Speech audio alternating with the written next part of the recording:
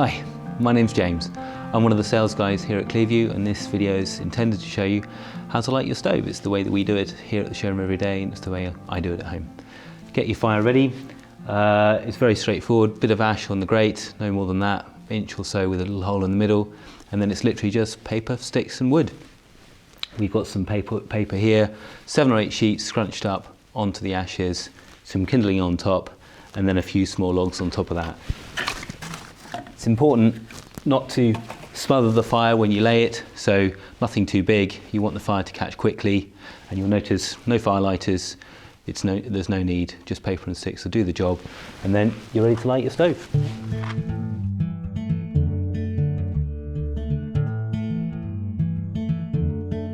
All right, so now we're ready to light our stove. First thing to do is make sure that the controls are in the right position. And on all stoves that we do, we've got primary and secondary air, and they need to be fully open. So on this stove, that's your primary air, and that's your secondary air. And pulled out is open. Let's light her up. So I try and catch the paper in a few places just to get an even fire going straight away. Okay. And then close the door. Now, we don't shut the door completely, we usually just push them to. It allows a little bit of air to feed in through the doors, helps the fire to get established quickly, and helps to warm up your chimney as well, which is what you want. You want to start to create a bit of a draw. So whilst that's catching, just quickly explain the controls a bit more.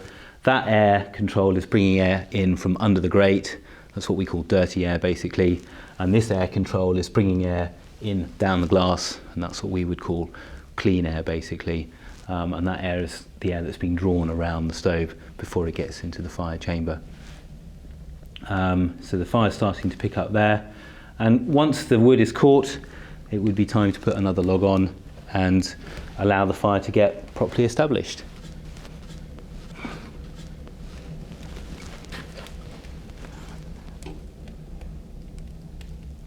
So gently open the doors,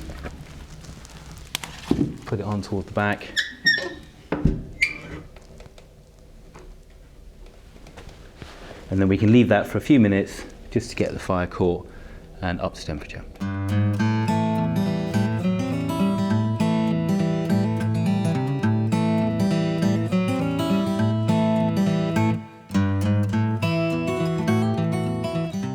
Alright, so we've left the stove for a few minutes, and it started to get up to temperature. You can see from the thermometer here that we're well above 200 Fahrenheit or 100 degrees centigrade, and now's the time to start throttling the stove back. So the first thing I'll do is put a bit more fuel on,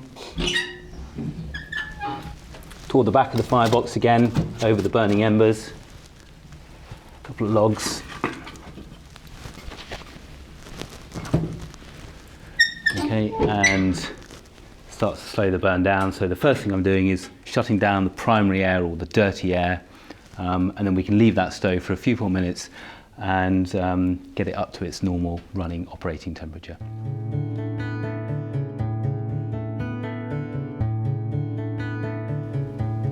Okay, here I am by our Solution 500 model, which is one of the single door model stoves. Just to point out, there's a slight difference in the design here. Although the air controls work in exactly the same way, they're in slightly different positions. So the primary air, which is our dirty air, that's on the front of the door here, that's our spin wheel here, and that needs to be wound out to be open. And the air wash air, which is the clean air, that's the lever at the bottom here, underneath the stove.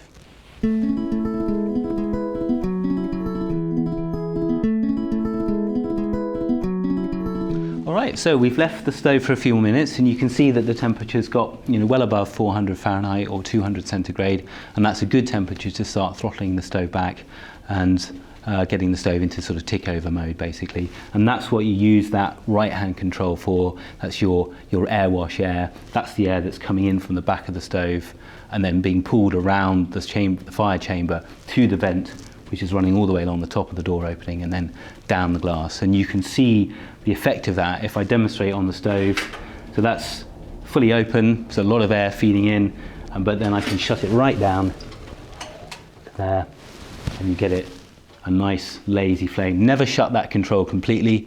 You always want to leave it slightly open to keep the air running down the glass, which you can see there, and that you can leave the stove now and just let it tick over. So that's it. Thank you very much for watching, and we're confident that if you follow these few easy steps that you'll enjoy your Clearview stove for many years to come.